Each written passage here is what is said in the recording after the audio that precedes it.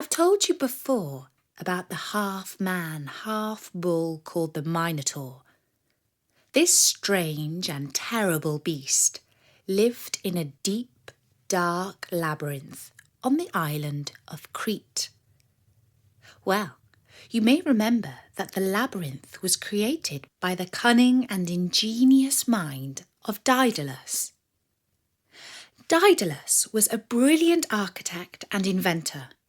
In fact, he was so brilliant that King Minos of Crete did not want to let him go back to his home in Athens. Instead, he kept him as a prisoner. Daedalus lived with his son Icarus in a tower of the palace, and King Minos made him invent weapons of war that would make his army and navy even more powerful than they already were.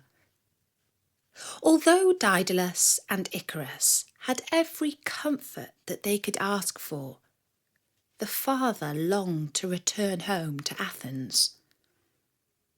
His son hardly remembered his home city, but he too wanted to leave, because he longed to run and play in the open, rather than be in a tower all day.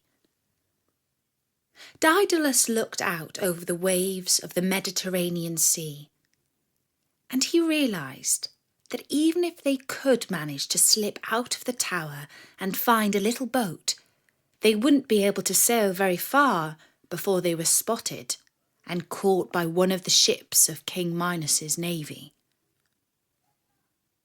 He thought for a long time about the best way to escape, and finally he came up with a plan. And this is what he did. He told King Minos that he needed feathers and wax for a new invention that he was working on. When these were brought to him, he took them up onto the roof of the tower.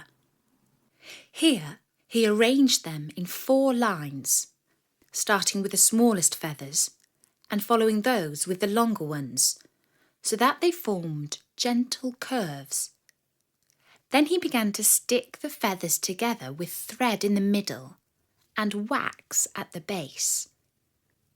While he was working, Icarus played with the wax, squashing it between his finger and thumb, and when the feathers blew away in the breeze, he ran after them and caught them. When Daedalus had finished, he showed Icarus his work. He had made the feathers into 2 pairs of wings. He fastened the larger pair to his arms and then began to flap them until his feet took off from the floor and he began to hover in mid-air. Icarus laughed with delight and could not wait to try out the smaller pair of wings. Over the next few days, father and son both practiced with them until little Icarus was almost as good at flying as his father. Then one morning, Daedalus said to Icarus, "Now, son, we are ready to leave this island for good. We shall fly home to Athens. But although you are now quite good at flying, you must not forget that it can be very dangerous. So listen to my instructions and be sure to follow them to the letter. At all times follow me, for I will find the way home. Do not veer off on a different flight path or you will soon be lost. And do not fly too low, or your wings will fill with moisture from the waves and they will become too heavy and you will sink down. Nor should you fly too high, or the sun will heat the wax and your wings will fall apart. Have you understood all that I have said?" Little Icarus nodded to show his father that he had understood.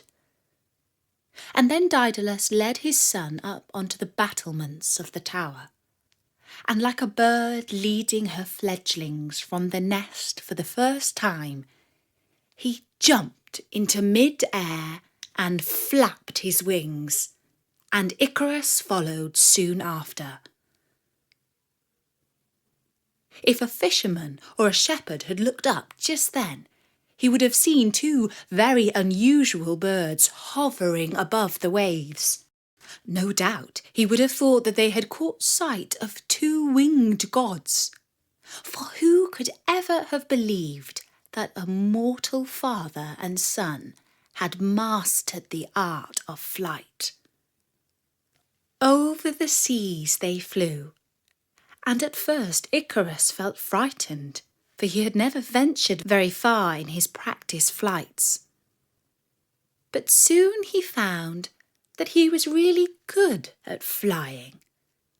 In fact, it was the most tremendous fun you could ever have. He began to swoop up and down with the seagulls. Wow, it was amazing. His father turned round and called, "Icarus, take care." And for a while after that, Icarus obeyed his father and flapped along behind him. But then his wings caught a warm air current, and he found that he could soar along and upwards almost without any effort. This was the life.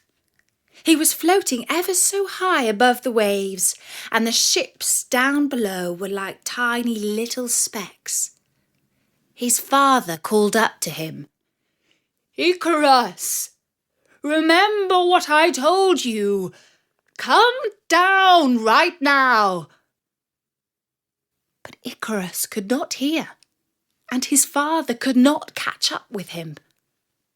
Icarus was way too close to the sun, and soon the wax that held the feathers together began to melt.